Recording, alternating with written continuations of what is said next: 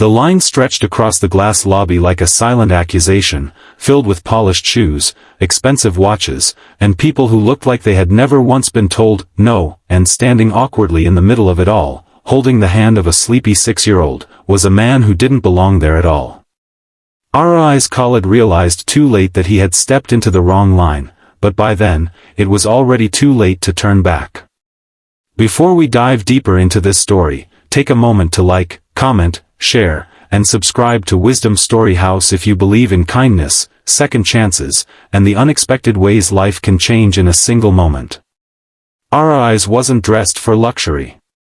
His shirt was clean but worn at the collar, his shoes carefully polished but cracked at the edges. His daughter, Meher, leaned against his side, clutching her small stuffed rabbit, her hair loosely tied in a ponytail that had started to fall apart during the long bus ride. The invitation in his pocket had been handed to him by mistake earlier that morning at the community center, where he worked as a part-time caretaker. He had assumed it was for a free parenting workshop or maybe a small social event for single parents. He had not expected this, a private, high-profile, executive matchmaking event hosted by one of the city's most powerful corporations. The moment he realized something was off, the glass doors had already closed behind him, and a uniformed attendant had politely but firmly guided him into the line. Aariz had tried to explain, but the words got stuck somewhere between embarrassment and exhaustion. It had been a long week. Meher had been sick, bills were piling up, and he hadn't slept properly in days. For once, he thought, maybe he would just let things unfold. Inside, the lobby gleamed with quiet wealth. Marble floors reflected the soft daylight pouring in from tall windows, and everything smelled faintly of expensive perfume and polished wood. The people around him spoke in hushed, confident tones, discussing investments, travel plans, and business expansions. Aariz felt invisible and exposed at the same time. Meher tugged at his hand, her voice soft but curious. She asked if they were in a palace. Aariz smiled faintly and told her it felt like one, even if they didn't belong there. As the line moved forward, Aariz began to notice the pattern. Each person stepped into a private room for a brief, introduction session, then came out either smiling or quietly disappointed. At the far end of the hall, a name was displayed on a sleek digital screen, Cyra Vance, CEO of Vance Holdings. The name alone carried weight. She was known as the coldest executive in the city, a woman who had built an empire from nothing but who trusted no one and let no one get close. Rumors about her were endless, but one thing was certain, she didn't tolerate mistakes. And yet, somehow, Aariz had ended up in her line. He considered leaving. Every instinct told him to walk away before he embarrassed himself further. But then he looked down at Meher, who was now quietly humming to herself, completely unaware of the tension surrounding them. She had been through so much already. Losing her mother at such a young age had left a quiet space in her heart that Aariz struggled every day to fill. He had promised himself he would never let her feel alone again. So he stayed. When his turn finally came, the attendant opened the door and gestured him inside. The room was minimalist, almost stark, with a large desk and floor-to-ceiling windows that overlooked the city. And behind that desk stood Cyra Vance. She was exactly as people described, composed, sharp, and distant. Her posture was perfect, her expression unreadable. She looked at Aariz the way one might look at an unexpected interruption. For a moment, neither of them spoke. Aariz felt the weight of the silence pressing down on him. He knew he didn't belong here. He knew this was a mistake. But something in him refused to shrink. He gently nudged Meher forward, and she looked up at Cyra with wide, innocent eyes. There was no fear in her gaze, only curiosity. And something shifted. It was subtle, almost imperceptible, but Aariz noticed it. Cyra's expression softened, just for a second. It was as if Meher's presence had cracked through a wall that had been carefully built over years. Aariz explained the situation, his voice steady but honest.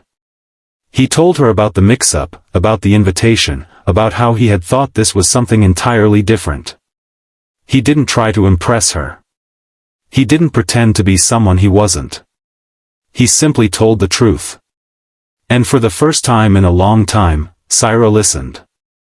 She asked him a question, not about his career, not about his income, but about his daughter. Aariz answered without hesitation. He spoke about Meher's love for drawing, her stubbornness, her laughter, and the quiet strength she had shown after losing her mother. His words were simple, but they carried a depth that no polished speech could replicate. Cyra found herself drawn into the story. The session was supposed to last 5 minutes. It stretched to 15. Outside, people began to whisper. Inside, something unexpected was unfolding. Cyra had spent years building her life around control. Every decision was calculated, every relationship carefully managed. She believed emotions were weaknesses that could be exploited. But standing in front of her was a man who had nothing to gain from her and yet carried a kind of strength she had never encountered, a strength rooted in love, sacrifice, and quiet resilience. And then Meher did something no one had done before. She walked up to Cyra and offered her the small stuffed rabbit. It was a simple gesture, but it carried an innocence that cut through years of guarded defenses. Cyra hesitated before accepting it. Her hands, usually so steady, trembled slightly. For the first time in years, she felt something she couldn't control. The session ended, but the impact lingered. Aariz left the building convinced he had made a fool of himself. He replayed every moment in his head, wondering if he had said too much or too little. But as they stepped out into the warm daylight, Meher smiled and said it had been a nice place. Aariz realized that, for her, it hadn't been about wealth or status. It had simply been a moment, a different kind of day. Days passed. Then weeks. Life returned to its usual rhythm. Aariz continued working long hours, balancing responsibilities, doing his best to give Meher a stable life. The encounter with Cyra became a distant memory, one of those strange, fleeting moments that didn't seem to belong in his world. Until one afternoon, when everything changed. A sleek black car pulled up outside the community center. People stopped and stared as Cyra Vance stepped out, her presence commanding attention even in the most ordinary setting. She wasn't there for business. She was there for Aariz. What followed wasn't a grand romance or a sudden transformation. It was something quieter, more real.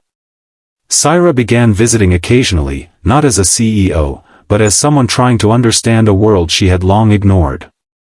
She spent time with Meher, learning how to laugh again, how to let her guard down.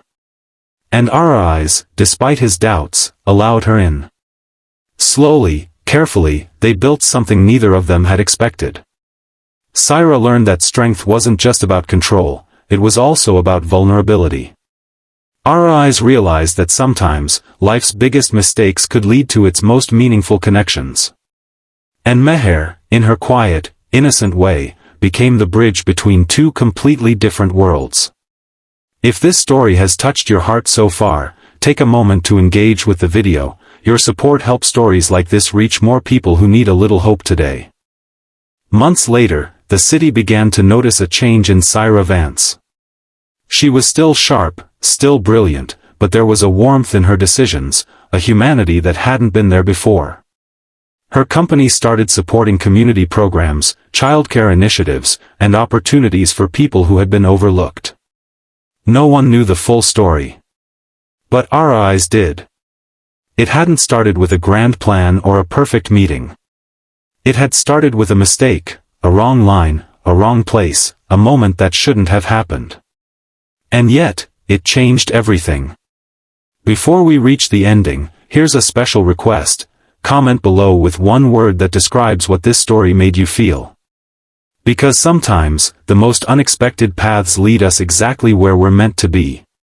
On a bright afternoon, standing outside the same glass building where it had all begun, Aariz watched Meher run ahead, her laughter echoing in the open air. Beside him stood Cyra, no longer distant, no longer untouchable. She looked at him, not as a CEO, but as someone who had finally found something real. And in that moment, Aariz understood something deeply profound. He hadn't just walked into the wrong line. He had walked into the right story.